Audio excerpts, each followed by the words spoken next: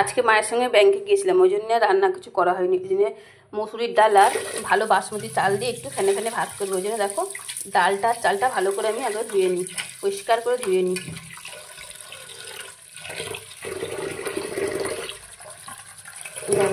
ধুয়ে নিই। বাবা কি মশা খাচ্ছে। তো গ্যাসে বসিয়ে দিচ্ছি। আর এদিকে দেখো ফ্যানে ভাতের সঙ্গে তো আলু ভাতে না হলে ভালো লাগে না। 4টে আলু আমি কেটে রেখেছিলাম, তো দিয়ে দিই। আলু মাখাটা খুব সুন্দর করে করবো, তাই জন্য এখানে আমি 4টে আলু দিয়ে দিলাম। আর ঝাল তোমরা যে যেমন খাও পরিমাণ মতন দেবে, তা আমি একটু 3টে কাঁচা লঙ্কা দিলাম। আর আমি এই ফ্যানে ভাতটা ডাল চাল আবার এর মধ্যে কাঁচা পেঁয়াজও দিয়ে দিই। এই দেখো দিয়ে ভালো করে একটু এখন সব কিছু দিয়ে দিলাম, দিয়ে নেড়ে নেবো। আর আলুগুলো যখন গলে যাবে তখন তুলে নেবো, তুলে নিয়ে ভালো করে মেখে নেবো। এইভাবে আমি ফ্যানে ভাত করি। পুরো ফ্যানে ভাতটা হয়ে যাক, তারপর তোমাদের দেখাচ্ছি। দেখো তো ভাতটা ফুটে এসছে, এবার স্বাদ মতন লবণ দিয়ে দেবো। লবণ দিয়ে একটু নাড়াচাড়া করে দিই। আর আজকে আবার কতগুলো মাছ নেওয়া হয়েছিল, কিন্তু এই মাছগুলো আজকে আর রান্না করতে পারবো না, যেহেতু দেরি হয়ে গেছে। তো ধুয়ে পরিষ্কার করে রেখে দেবো বেশ ইয়েতে, ফ্রিজে, কালকে রান্না করব।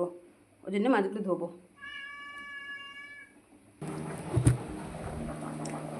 আমি দেখো এটা ছোট আর মাছ, গঙ্গার আর মাছ, ভালো করে ধুয়ে নুন হলুদ মাখিয়ে একটু সর্ষের তেল মাখিয়ে রেখে দেবো। তাহলে কী হবে বলতো, যখন ভাজবে না তখন ফাটবে না, বুঝলে তো?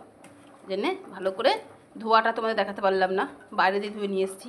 মানে এই মাছগুলো একটু গন্ধ গন্ধ হয় তো আসতে একটু বেশি, ওই জন্যে। তবে 1 চামচ ঘি দেবো। আমি তো কোনো সাতলালাম না, ব্যাস। এই হচ্ছে ফেনে ভাত, সাথে হচ্ছে আলু মাখা, আলু ভাতে।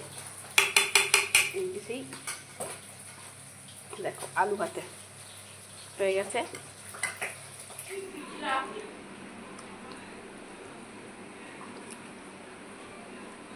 ভালোই হয়েছে।